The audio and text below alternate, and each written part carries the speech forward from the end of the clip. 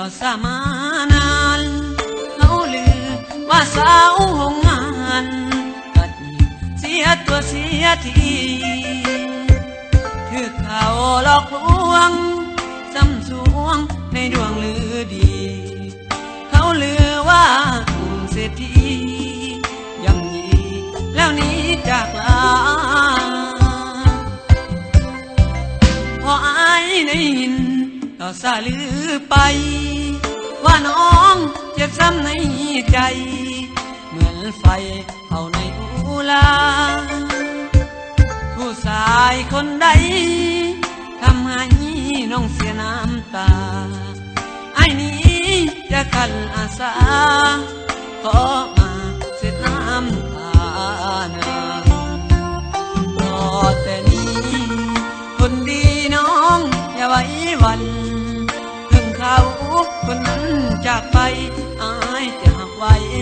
บ่นายนี้ลูกอยู่ในท้องของน้องบ่ต้องสิ้นหวังไอ้ขอเป็นพ่ออีนางขอเพียงนางน้องอย่าลายใจไอ้ขอสมัครเป็นคู่จอมขวัญขอเพียงแต่สาวโรงงานตัดน้องอย่าลายใจอดีตผ่านมาคิดเสียว่าเป็นฝันผ่านไปถึงน้องจะเสียเด่นสายอายจะหักไว้บ่นายนี้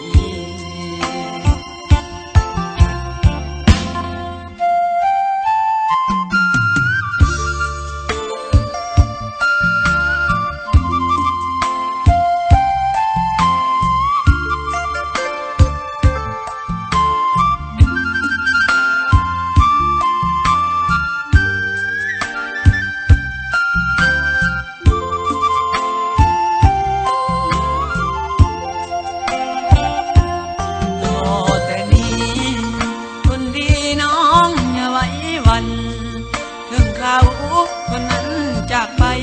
อายจะหักไว้บ่นายนี้ลูกอยู่ในท้อง